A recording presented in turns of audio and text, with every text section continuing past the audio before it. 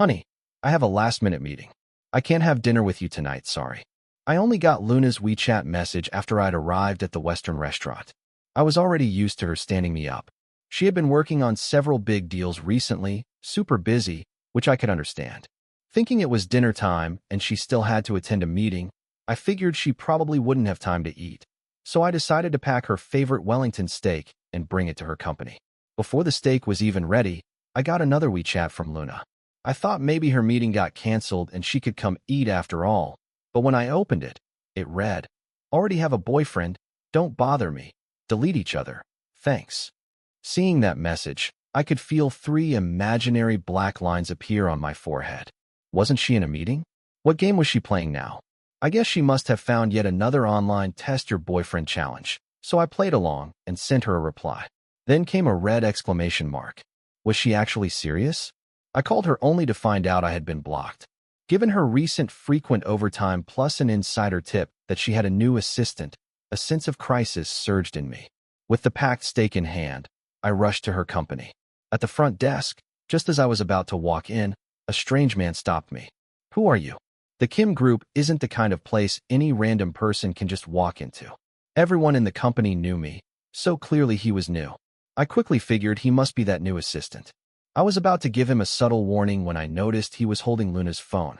"Why do you have Luna Kim's phone?" Seeing that I recognized it, Leo also figured out who I was. With a smug, self-important look, he lifted his chin and said proudly, "I'm her boyfriend. Of course her phone would be with me."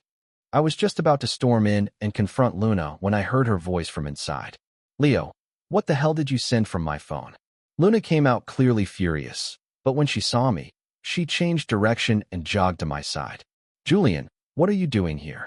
Seeing my displeasure, she instantly understood, then turned to Leo and snapped, "Leo, who gave you the right to touch my phone?" From her attitude alone, I immediately knew Luna and this restless new assistant definitely had nothing going on. Chapter 2. Leo was clearly stung by her furious expression. His body swayed slightly before he pulled Luna's phone from his pocket and held it out with both hands. His gaze was pitiful, with a faint trace of suggestive tension. Luna swiftly snatched the phone from his hands, went straight to the block list, and her face instantly darkened. It was the first time I had seen her like this, so I walked over in puzzlement to take a look.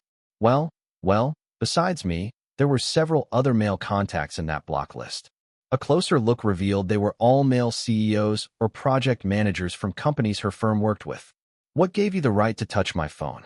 I remember leaving it on my desk to charge. Luna's anger was so strong that she didn't bother controlling her volume.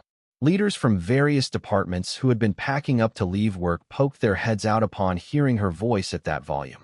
Leo flinched instinctively, his expression turning even more pitiful. "I was just trying to help you." "Help me? You mean help me go bankrupt?" Luna was livid, her hands trembling slightly as she looked at the list of blocked people. I knew how hard she had worked to get where she was. Building her own business from scratch hadn't been easy, and now several CEOs and project heads from partner companies had been blocked in one go. Just as I was about to step in and calm her down, my phone began ringing. Without exception, they were all people Luna had blocked, but who still had my WeChat, calling to ask what was going on, and yes, some even hinted at checking my phone too. In the business world, the words were polite, but I could hear the undertone of questioning. I shot Leo a sharp glare, then turned to Luna and, still a bit annoyed, said, "Handle this immediately." I stepped aside to respond to my contacts. Thankfully, out of respect for the Julian family name, they weren't truly angry. Plus, Luna's own competence and the company's overall strength spoke for themselves. Once they learned her phone had been misused by someone else, they were understanding. Some, even after hearing I'd been blocked too, hesitantly warned me to keep an eye on Luna's relationship with Sparrow. After clearing things up with everyone, my eyes darkened. Although Luna had been on my side the whole time, she still hadn't given me a reasonable explanation for today. I took a few deep breaths, forcing down the fire in my chest, and returned to the lobby. To my surprise, there were now 2 police officers in the lobby. Luna was frowning, speaking to them angrily while Leo was trembling, staring at her in disbelief. "Luna, you called the police on me?" His voice shook. When Luna didn't bother to respond, he turned to the 2 officers instead, in just 2 steps, grabbed one officer's arm. Officer, we're friends. I was just joking. We have a great relationship. You can't arrest me. The officer stepped back quickly, looking at him with a complicated expression. Sir, this isn't something you can dismiss as a joke. You used this lady's phone without permission and caused her actual harm. The officer explained patiently. We are not friends. There's no such thing as joking here. He's just an employee of the company, Luna said coldly. Officers, please investigate. I suspect he came here to sabotage my company. Hearing that, Leo's face turned as white as paper. He bit his lower lip, looking tearfully at Luna as if words were stuck in his throat. When he saw she wasn't paying him any attention, instead walking over to me to ask about my conversations with our contacts, he finally broke down. Luna, I just think you're not the same as before now that you have a boyfriend. You should keep your distance from the men in your contacts. I was only trying to help you. A perfectly timed tear slid down from the corner of his eye. Just one tear, not enough to look pathetic, but enough to seem heartbreakingly sympathetic. Unfortunately for him, Luna didn't even notice his performance, still too angry. My contacts are none of your business, and the first person you blocked was my boyfriend. You weren't trying to help me keep my distance from men, you were hoping I die alone. Still not satisfied, she jabbed a finger at one of the profile pictures in the block list. This President Chun is the same age as my father. Does he need to be kept at a distance too? I'm your boss. You do what I tell you to do. If I don't tell you to do something, you don't do it. That's the rule. Do you not even have this basic level of professional conduct? Then she turned to the officers. Officers, my phone contains a lot of trade secrets.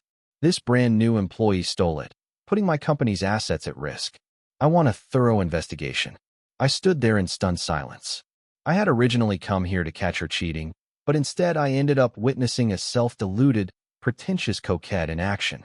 Chapter 3. What I hadn't expected was that Luna would actually call the police directly. That alone eased my concerns about their relationship quite a bit. Maybe my standing back next to Luna triggered this man, because he suddenly broke free from the officers and rushed toward us, pointing at my nose as he questioned Luna. Then what about him? Why is he allowed in the office? Why do you have to distance yourself from me just because you have a boyfriend, yet protect him at every turn? Did you hit your head in a door or something? Luna said impatiently. Can't you see he's my boyfriend? Don't you recognize the word husband I put in his contact name? Stop playing mind games here. Leo shrank back behind the officers after being yelled at, clearly spooked.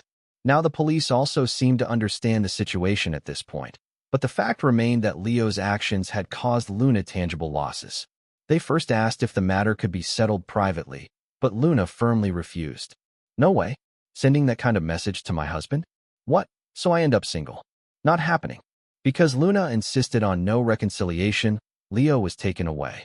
Before leaving, the man pitifully tugged at the suit jacket he was wearing and asked Luna, Luna, I'm cold. Can I borrow this jacket to wear outside? Luna glanced at it and said flatly, It's not mine. At that moment, the design director who had been watching the whole scene finally came out of his office. It's mine. It was just sitting on the chair next to President Kim. You must have picked it up by mistake. Better give it back to me. I'm cold too. Leo's face froze. He yanked the jacket off in anger, threw it into the design director's arms, and not forgetting to shoot me a vicious glare, left with the police. Seeing the resentful look he gave me as he left, I couldn't help but find it funny. What was this, a pretentious coquette trying to provoke me, only to get himself sent to the police station? Later, Luna told me that Leo was the son of her neighbor. 10 years ago, their whole family had moved up north and had only just returned recently. Upon coming back, they visited Luna's family. The two families had been on good terms before, so they reconnected. When Luna heard that Leo was still job hunting, she arranged a position for him at her company. Luna had nearly forgotten he even existed. Who knew that on his very first day of work, he'd pull something like this? Chapter 4. I couldn't help but mutter, what is this, some childhood sweetheart drama again? To my surprise, Luna pretended to gag on the spot. I've never had such a manipulative, shameless childhood friend. Since we were kids, whenever he got into trouble, he'd act pitiful and then dump the blame on me. And in the end, he'd still put on that wronged look and say, it's all my fault. After mimicking Leo's tone, Luna gave a full body shudder as if trying to shake off goosebumps. Anyway, I never want anything to do with him for the rest of my life. If it weren't for my dad insisting, I wouldn't have let him into the company at all. Apparently, even though Leo ended up at the police station, he wasn't actually punished. He went crying to Mr. Kim, Luna's father, and after enduring her father's scolding, Luna eventually chose to settle privately. That same night, he walked out of the station. I thought that after Luna had made things so clear, he would finally take the hint and back off, especially since his little stunt was honestly too stupid to watch. But to my surprise, not long after, he added me on WeChat through Luna's own shared contact card, no less. As soon as I accepted, he sent me a photo. It was of a large round dining table with quite a few people seated around it. The only ones I recognized were Luna's parents and Luna herself. Luna was sitting next to whoever was taking the picture, smiling as she placed food into their bowl, looking gentle and attentive. Julian, you don't actually think Luna likes you? She's always liked me. Today is the day we're meeting each other's parents to officially discuss the wedding date. After what happened last time, I didn't believe a word this man said. If it hadn't been for me rushing over to verify things immediately and Luna calling the police right away, that previous incident would have left a permanent crack in our relationship. So this time, when I saw the photo, I didn't feel the same anger as before. Instead, I casually called Luna. She didn't pick up right away, probably had to find a quiet spot before finally answering. Julian, what's up? She sounded cheerful, like she was in a good mood. Where are you? Luna paused for a moment. Since we trusted each other, I rarely asked her such direct questions. At Bayou, having dinner with my parents. Leo's there too. Both families are eating together today. Her tone was completely natural, with not a hint of guilt. I was silent for a moment, then said, check your WeChat. I sent her a screenshot of the photo and message Leo had just sent me. Is he out of his mind? He's not even sitting next to me. My niece is the one next to me. Luna was clearly annoyed. She told me to hang up and wait. Not long after, she sent me another screenshot, this time from her niece's WeChat moments. It had 2 photos, both taken by the niece. Julian, you should come over. We need to clear this up today. Leo is a total lunatic. I hesitated. Wouldn't it be awkward if I showed up at a family gathering between your 2 families? What's awkward about it? My parents adore you. Besides, if we don't settle this face-to-face, Leo's constant interference is going to affect our relationship. By the end, she sounded flustered, but she still spoke with determination. Yes, you have to come. I'll send the driver to pick you up. Chapter 5. Thinking about what Luna said, how we needed to clear this up once and for all, I changed clothes and headed out. Bayou wasn't far from me. It took barely 20 minutes to get there. As soon as I arrived, I saw Luna waiting for me at the door. She still looked upset, so I quickly went over and patted her shoulder reassuringly. She still looked aggrieved. Good thing you came to ask me. If you'd pulled a stunt like those male leads in novels, silently walking away without saying a word, what would I have done? I rubbed my forehead. This was my fault. When we first got together, I worried she wouldn't be able to tell a pretentious coquette from a real friend, so I sent her loads of Jihu articles about them. Later, I realized she wasn't blind to it. She just didn't care about identifying them. Her whole mind was focused on making sure I never felt wronged, or else I might leave. After a comforting hug, Luna led me into their private dining room. When we entered, the room was full of cheerful conversation. Seeing me, Mr. and Mrs. Kim lit up immediately, calling the waiter over to add a seat for me. Julian, come sit next to Auntie, Mrs. Kim said happily, having the waiter place a chair beside her, right next to Luna. And indeed, on Luna's other side sat a little girl, not even 10 years old. Next to the little girl was Leo. When he saw me walk in, Leo froze and his expression darkened. Luna, who is this? Why are you bringing an outsider to our family gathering? A slightly older woman sitting beside Leo, presumably his mother, spoke up, her tone dripping with passive aggression. After hearing that, Luna's mother's expression changed. She gently patted the back of my hand to reassure me, then smiled and said, he's not an outsider. This is my son-in-law, Julian. Oh, so he's Luna's boyfriend. The woman gave a strained laugh. Then, young man, you're really strict. Luna can't even have dinner with her parents without you chasing after her. In just one sentence, she painted me as an unreasonable boyfriend who tried to control his girlfriend. Normally, I'd respect my elders, but some elders simply don't deserve that respect. You misunderstand. Isn't it your son who told me that tonight was about discussing my girlfriend's marriage with him? I couldn't just let my girlfriend be taken advantage of, could I? So I came to check things out. I smiled brightly, almost challengingly, and even raised an eyebrow at Leo. Before coming in, Luna had told me, if you're wronged, just fight back. Don't you dare swallow it. Hearing what I said, Mr. and Mrs. Kim both turned to Leo in surprise. What marriage discussion? The moment I said those words, Leo's expression shifted to panic and he even knocked over his water glass. What marriage? I don't know anything about that. Although he denied it, his nervous demeanor made his guilt obvious. Mrs. Kim's face hardened. Leo, Luna, and Julian's marriage is our business. We don't need you concerning yourself with it. Auntie, I really don't know what Mr. Julian is talking about, Leo said quickly, standing up in a rush. But his nervousness soon shifted into feigned grievance. He lowered his head slightly, his voice trembling as though he could barely hold back tears. Auntie, I know last time I meant well, but messed things up, so Mr. Julian has a bias against me. But does he really have to slander me like this? He even threw in a couple of fake sobs for good measure. That's right. Didn't we already clear up last time's misunderstanding? Leo's mother quickly pulled him into her arms, glaring fiercely at me. Leo was only worried that Luna didn't know how to keep her distance from other men and might upset her boyfriend. That's why he acted that way. Then she delivered the final blow, her eyes sharp. Mr. Julian, it's bad enough that you showed up uninvited, but to target our Leo like this? Leo grew up with Luna. If he truly wanted to take her from you, do you really think you'd stand a chance? Chapter 6. I was momentarily speechless. I had already suspected that Leo's mother wasn't exactly a reasonable person, but I hadn't expected her to actually say something like that. The one who reacted most strongly, however, was Luna. She practically jumped to her feet, stepping in front of me, and said, Julian didn't show up uninvited. He's my boyfriend. I told him to come. And as for me and Leo, there has never been anything between us. I have never liked him, and there has never been any place for Leo in my relationship with my boyfriend. Her words left the other side with no face to save. Leo's entire family's expressions darkened. From his mother's arms, Leo lifted his head to glance at Luna, a glance that was pure emotional theater, aggrieved yet enduring, like some poor soul abandoned by the one they loved. The atmosphere in the private room grew even more tense. What is this? We're supposed to be having a nice meal together, so why all the arguing? Leo's father quickly stood up and pushed both Leo and his wife back into their seats. Since we're all gathered here, let's keep things cheerful.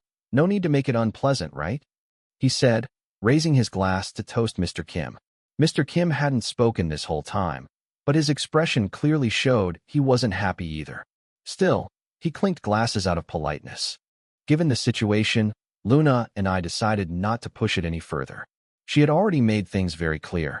Just because we chose to let it go didn't mean they would. The earlier tension had already made the meal awkward, and the only person at the table truly enjoying herself was Luna's little niece sitting beside her. Just as the atmosphere was starting to ease a little, Leo's mother suddenly chuckled. Time really flies. Luna and Leo have grown up so much. I still remember how they used to play together as kids. Hearing about the children's younger days, even Mr. and Mrs. Kim's expression softened a bit, and they couldn't help sighing over how fast time passed. Then the woman added, I still remember back then. The two of them even had a childhood engagement. Luna always said she'd marry Leo when she grew up and be his wife. After saying that, she suddenly acted as though she realized she might have said something inappropriate, turning to me with a smile. Mr. Julian, don't take it the wrong way. I was just remembering the kid's childhood. People don't do those kinds of childhood pacts anymore, and we all know that it won't affect you too. I couldn't help but let out a cold laugh.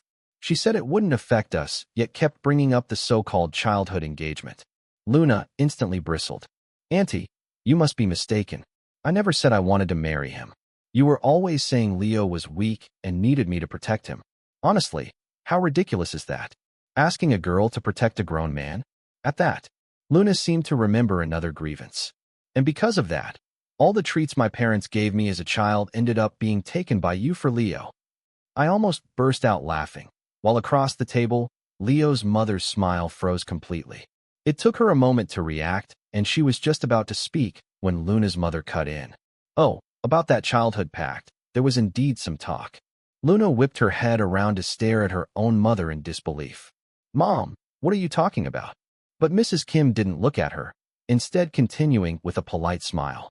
"Back then, it was always your family saying the two kids were well-matched and could have a childhood engagement. We never agreed to it."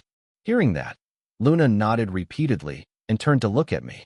"Julian, I told you I have nothing to do with him." At her words, Leo's tears began streaming down his face. He looked at Mrs. Kim. "Auntie, do you not like me anymore? You used to say you like me very much, that you'd be happy for me to be your son-in-law. So after all that talk about not affecting Luna's relationship with me, now he was declaring he wanted to be her husband. This man was truly shameless." Mrs. Kim kept smiling. She took a sip of water, then pulled my hand into hers. "I did say that, but that was only what I wanted. It doesn't mean Luna wanted it. Now that Luna has chosen Julian, my son-in-law is Julian." Her words landed like a slap across the faces of Leo's whole family.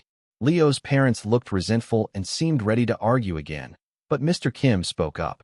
"Leo, sister-in-law, feelings between the children aren't something we parents should interfere in. Luna and Julian are doing well, and we like Julian very much." Then he glanced at Leo. "Leo, we watched you grow up. You're a good young man, but you're not suited for Luna. I'll introduce you to someone better in the future." He raised his glass and drank in front of Leo's father. Leo's father had no choice but to agree and toast back. It was obvious he didn't dare offend Luna's father. Even Leo's mother didn't dare keep pushing, forcing a polite smile as she sat back down. But Leo's large watery eye stayed fixed on Luna as he asked, "Luna, do you really not like me?" "I don't believe it." Luna was dumbfounded. "Of course I don't like you. What's there not to believe? If you didn't like me, why did you always help me when we were kids? In elementary school, when that chubby boy at our desk bullied me, you beat him up for me. That's because if I didn't help you, you'd go home and cry to your mother, saying I stood by and watched you get bullied. Then your mother would come to my mother to nag her, and my mother would scold me. Do you know how much it hurt when that chubby boy hit people? I didn't want to fight him at all," Luna said angrily. Leo hadn't expected that, staring at her in disbelief. Still unwilling to give up, he pressed on. "Then what about in 7th grade, when a girl gave me a love letter and you beat her up?" I turned to Luna in surprise, but she quickly grabbed my hand and said even more furiously, "You rejected that girl and told her you liked me, so she came to pick a fight with me. I didn't want to fight her. She broke one of my ribs." Well, honestly, even I felt embarrassed for Leo at that point, yet he still wouldn't give up. Then why, when I came back this time, did you immediately arrange for me to join your company and make me your assistant? I heard I'm the only parachuted assistant in the whole company." Luna pressed a hand to her forehead. "That's because you went to my dad saying you hadn't found a suitable job yet, so my dad, being kind, let you join my company. And you weren't my assistant, you were the assistant to the chief assistant. It was a cushy position meant to keep you from interfering with my work, and yet you nearly made me lose several clients." Her anger grew with every sentence until she finally said, "Leo, can you please just get out of my life?" Leo ran out with his face covered. After the meal, I looked at Mr. and Mrs. Kim a little awkwardly. "Uncle, Auntie, I'm sorry, I ruined your dinner." Chapter 7. But Mrs. Kim only shook her head. "It's fine. In fact, I should thank you for letting us see that boy's true colors. He used to be such a good kid. How did he turn out like this?" Luna muttered under her breath beside me. "He was never that good." I couldn't help but chuckle. Once I confirmed that Mr. and Mrs. Kim weren't upset about today, I felt much more at ease. After that, I didn't see Leo for quite a while, but his updates popped up in my WeChat moments constantly, full of melancholy, sentimental quotes that were so saccharine they made my teeth ache. Sometimes he would even post childhood photos of himself with Luna, claiming he was reminiscing about the past. I saved the photos, cropping out everything but Luna. She was indeed adorable as a child, nothing like the sharp, decisive woman she was now. I knew all of this was aimed at me, but since I didn't take the bait, he had no way to escalate things. Unexpectedly, not long after, he became a minor internet celebrity thanks to his good looks and ability to sing love songs. He gained a small following online. Now his WeChat updates alternated between sentimental musings and clips from his live streams, along with fans' words of encouragement. It seemed like he was finally ready to focus on building a career which both Luna and I were relieved to see. After his last stunt, Luna's parents decided our wedding should be arranged sooner, so that no random stray cats and dogs could try to squeeze their way in. My parents were very happy with Luna, so they had no objections. With Luna's urging, we set our engagement date incredibly quickly. Everyone was busy with preparations except me, who was mostly concerned with whether the food at the engagement banquet would be good. Everything was going smoothly until a few days before the engagement, when the internet exploded with a rumor that the CEO of a listed company had abandoned her childhood sweetheart boyfriend for a mistress and was getting engaged. My name and Luna's were right there in bold, front and center. Our photos were plastered all over the internet. These days, society's disgust toward homewreckers is extreme, especially toward someone who, according to the rumors, knew she was a mistress and still went through with it. I was being cursed out especially viciously. Even my cringeworthy emo teenage social media posts were dug up and used against me. I was stunned. When Luna found out, she called me immediately. "Julian, don't worry, I'll handle this. It won't affect our engagement. Don't let the online comments get to you." I knew she was worried about me, so I told her not to worry, but I also began looking into it myself. The so-called childhood sweetheart was obviously Leo, so had he been the one spreading rumors online? But after checking, I realized the situation was more complicated. Leo was now a small but popular influencer. He hadn't directly claimed to be Luna's childhood sweetheart boyfriend. Instead, during a live stream the previous night, he'd made several accidental slip-ups, his eyes turning red. Viewers noticed and began asking what was wrong. He brushed away a tear, trying to look strong. "It's nothing, just that my ex-girlfriend is getting engaged soon. Hurts a little, but it's okay, babies, I'll get stronger." Then he started singing a breakup song, dripping with the things I miss. That single line, "My ex-girlfriend is getting engaged soon," was immediately taken by netizens to mean that a cheating mistress was involved. And how could his fans stand to see their idol wronged? They launched a justice mission to find the so-called cheating mistress and her fiancé. Although Leo never named names, his fans quickly pieced together Luna's identity from his past WeChat updates and other social media hints. And of course, they found me too. What began as a rumor within his fanbase soon spread widely. When people learned Luna was the CEO of a listed company, the attention from the general public caused her company's stock price to drop sharply. The problem was, Leo had never explicitly defamed us. Every word he said was vague, never pointing directly at us. It was his fans who did all the digging, and whenever they got too aggressive, he would wipe away a tear and say, "Forget it, don't go disturbing other people's lives." On the surface, it all had nothing to do with him, which meant taking legal action against him would be extremely difficult. This time, the problem really wasn't going to be easy to solve. Chapter 8. Luna first used the company's official account to post a clarification statement, but it had no effect at all. Netizens only believe what they want to believe.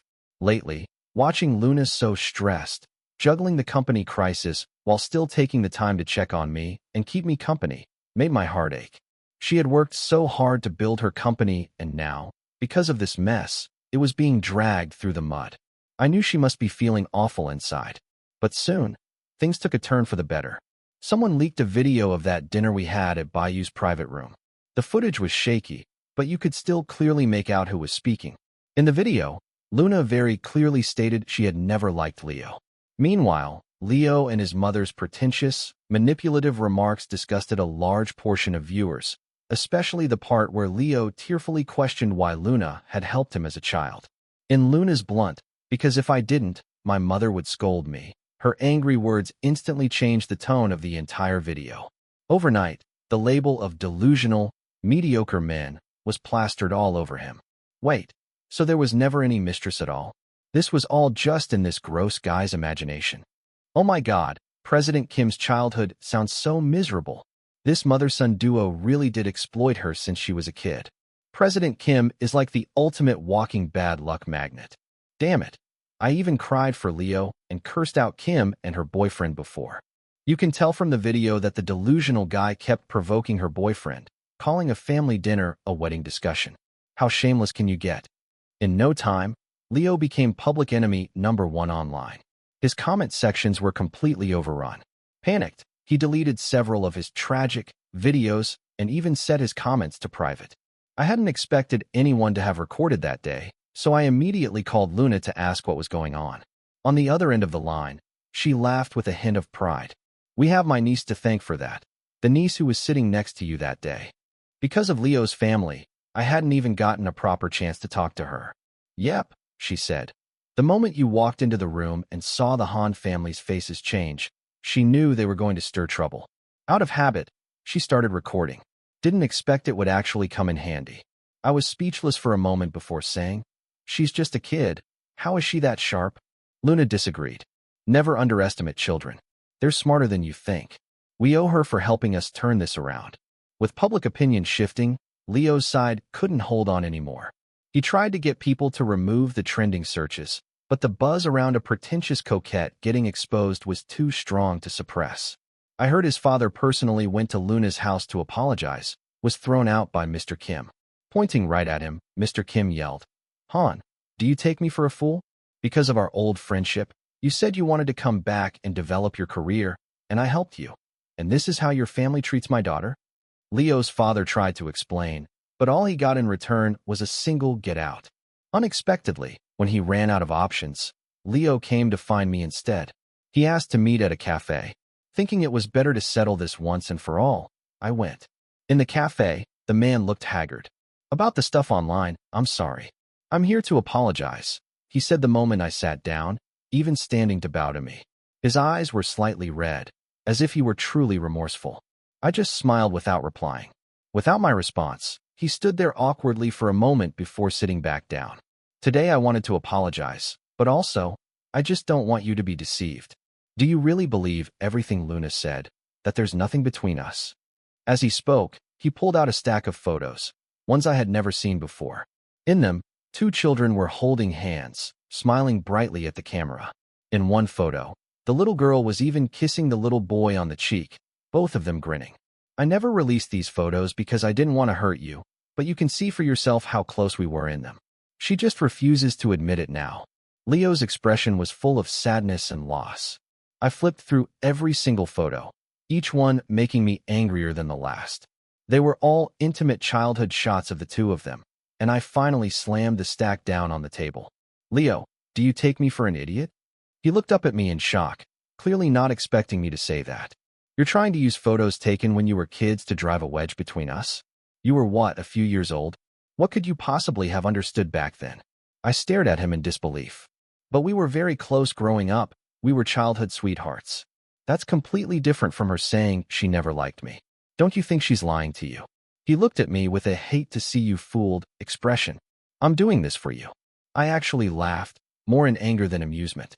"Leo, cut the transparent little schemes, will you?" I pointed to a girl sitting at the next table. She was holding her phone up as if taking selfies, but her eyes were locked on us. "Let me guess, you've had a bad run online lately, so you came to me to expose my girlfriend's lies, hoping I'd join you in righteous outrage. Meanwhile, your friend here would record the whole thing. Then you could post it online and pin everything on Luna, claiming we were both deceived by her. Am I right?" Leo's eyes went wide. How do I know?" I snorted. "If you used even half a brain, you wouldn't come up with something this stupid.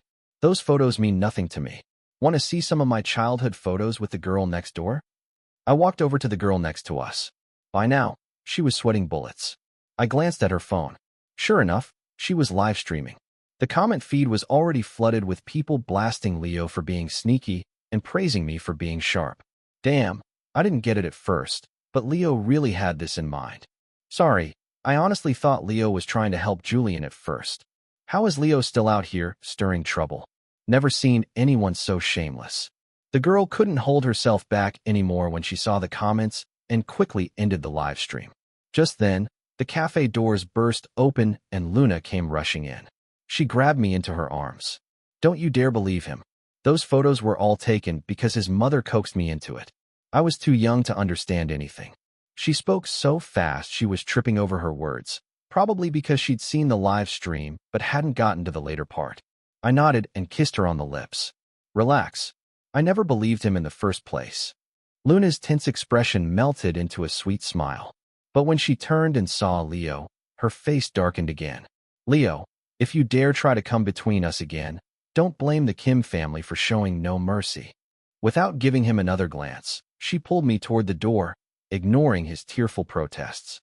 After that, Luna had the company issue another statement, this time laying out Leo's actions in full with zero courtesy.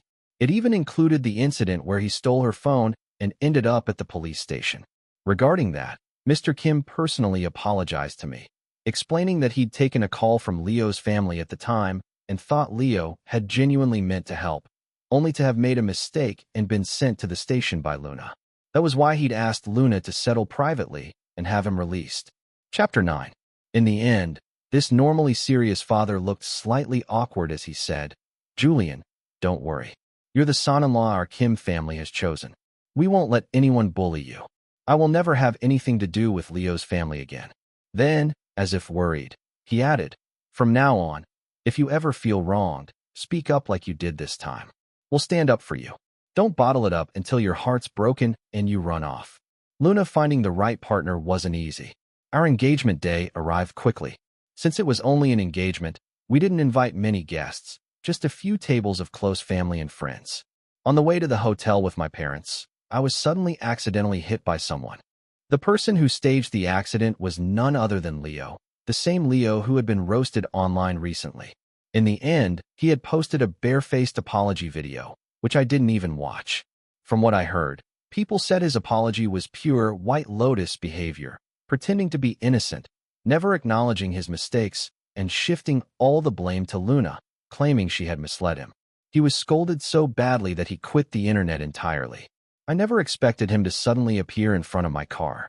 When I got out, I saw Leo lying on the ground. His face was pale, his whole appearance haggard. When he saw me, it was like he'd spotted his greatest enemy. Still, he gritted his teeth and forced down his anger. Julian, can't you just let my family go? I was confused. Let who go? Don't play dumb. Because of you, the Kim family is targeting us at every turn. Our business is on the verge of collapse because of you. We're almost bankrupt. How can you be so heartless? He cried hard this time. Gone was his delicate, pearly tears act. Now his crying was messy, with snot and tears running down his face. It drew stares from the people around us, and some even took out their phones to film. From the scene, it almost looked like I had just hit him with my car. I asked coldly, are you getting up or not? Not unless you make the Kim family leave us alone and have Luna invest in our family. Otherwise, I'm not getting up and you can forget about getting engaged today. At least this time, he wasn't acting like some love-struck fool. His mind was solely on saving his family. But I had no idea about any so-called Kim family targeting the Han family, and I'd never involved myself in such matters. As I frowned and prepared to call Luna, my father stepped out of the car. Dad, why'd you get out? The old man shook his head and walked over to Leo, his face still wearing a kind smile, though the words he spoke were anything but soft. Young man, your Han family's bankruptcy has nothing to do with the Kim family. Leo stared at him in surprise, clearly unsure of who he was. My father went on, still smiling.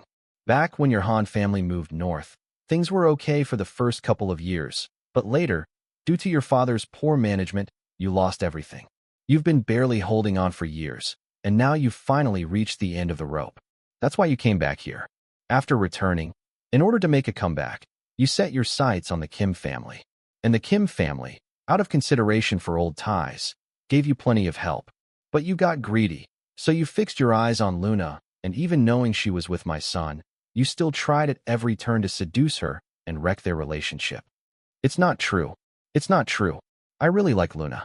We've been childhood sweethearts since we were little. Leo screamed, shaking his head, panic filling his eyes. But my father didn't stop. In fact, he leaned in even further. You'd better get out of the way right now. Otherwise, if that Kong family from the Northeast, the one you conned, finds out where you are, do you think they'll come looking? And tell me, do you think there's anyone left who'd protect the Han family?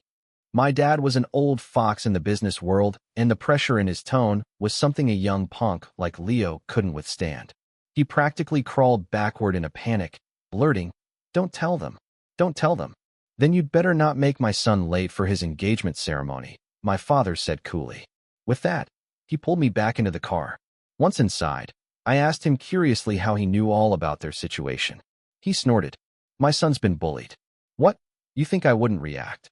Then he shot me a look of reproach. In the future, you come to me sooner about these things. Only after I promised several times did he explain. Back when the online scandal was at its peak, instead of rushing to put out the fire online, he'd gone to investigate the Han family's background. That's when he discovered that the Han family had gone bankrupt years ago up north, making plenty of enemies. Biggest among them, the Kong family. The staged accident was dealt with easily, and our engagement ceremony went smoothly. But even after we were officially engaged, Luna stayed jumpy, feeling that until we were married, she couldn't relax. She'd been reading a lot of Regretful Husband web novels lately, and every few days she dragged me to get a checkup, as if she were afraid I'd suddenly be diagnosed with some terminal illness, like the male leads in those tragic romance stories. I smacked her lightly on the head. Can you not jinx me like that? Luna rubbed her head sheepishly. Okay, I'll think good thoughts. My husband will live a long, healthy life. The next time I saw Leo was at a business reception. Luna was busy talking with a few company presidents about business matters, so I wandered off to find somewhere to sit. I hadn't expected to run into Leo. He was dressed sharply, but you could still see the weariness in his face. When he saw me, he froze. I caught the flash of anger in his eyes, but this time he didn't dare come over to provoke me. In fact, the moment I sat down across from him, he got flustered and began to get up to leave. I was just starting to wonder about his behavior when I saw a man, maybe in his 50s, walking toward him. The instant Leo spotted him, he went into visible panic. Even though he tried to be careful, the man still grabbed him hard by the arm and dragged him aside. That's someone from the Kong family, Luna's voice said from beside me. I hadn't even noticed her come over. Remembering what my father had told me before about the Kongs, it seemed they had indeed come for him. I knew how much my father had helped make that happen. People, I thought, really shouldn't get greedy. Take me for example. I've never been greedy. I don't even mind that Luna's a silly girl who loves reading those over-the-top, abusive romance novels.